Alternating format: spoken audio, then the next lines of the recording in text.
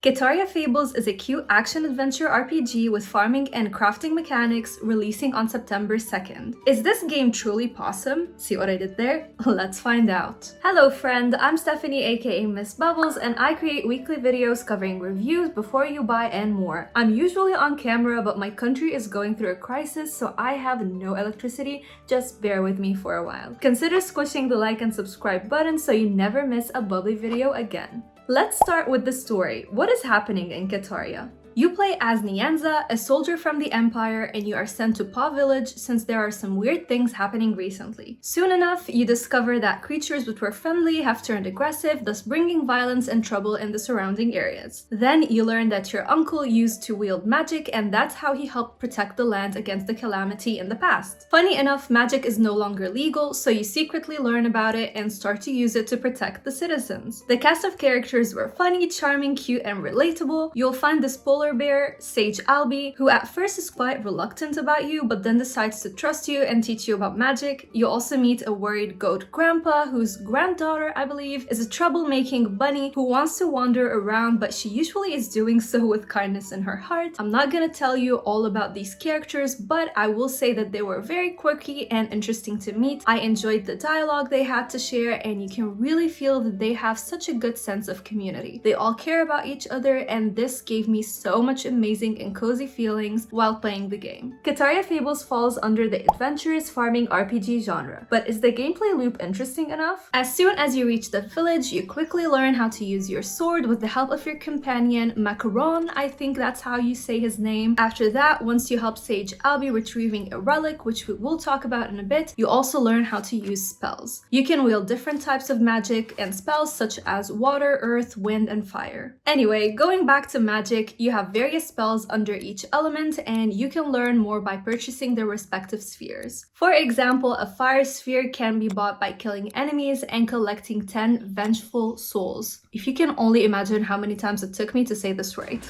As usual, I found myself using fire the most. It is the element that I always enjoy in games. Going back to the relics, these are important for you to discover and they are found within dungeons. To acquire them, you must defeat all enemies in each level of the dungeon, thus progressing further until you reach a boss who will be protecting said relic. This was a fun addition to the game to make things a little bit more interesting. You can use a sword or a bow along with your spells, and just the way spells can be upgraded, both the bow and the sword can be purchased from the smith by gathering the appropriate resources such as iron ore or coins and money. Adding to that, you will learn how to farm and complete farming trials. These will help you unlock more crops to grow and thus cooking more food that is essential to bringing back your health and sometimes giving you extra benefits such as increased speed for a limited time. The farming mechanic is not the most in-depth or revolutionary, it is quite simple. You use the hoe, that word always makes me laugh, I know I'm a child. You plant seeds, water them, and wait for their harvest. The only way to go a bit more in-depth is that you can upgrade these tools to make farming quicker. You won't use any stamina while farming, you will only use mana when performing a special ability in combat and stamina while dodging. So you can't just mash the attack button, you gotta use that bubbly brain of yours a little bit. Now, as I mentioned, you will gather resources like stone, coal, copper, silver, and more. These are necessary so you become more powerful and get better gear. Heck, you can even gather necessary resources and purchase wings, which will make you much faster because you start off by being a horribly slow cat. So by visiting shops and getting the necessary items, you can cook, craft, and become a better soldier. This all sounds too good so far, right? Well, the most annoying thing, and you know how we are on this channel, honesty is my major drive. The grinding was so annoying. I am praying to the development gods that they increase the spawn rate by 20 to 30%. I get it, some things need work so you can play the game more and get hooked by the loop. However, playing over 2 hours to gather 15 iron ore while killing over 150 enemies, I'm serious, 150 very annoying orcs was not fun at all. Eventually, it starts to drain you and it feels like a job rather than playing a fun game. I'm okay with working for something, but come on, at some point I was like, just give me a break, please. And since we're talking about the not so perfect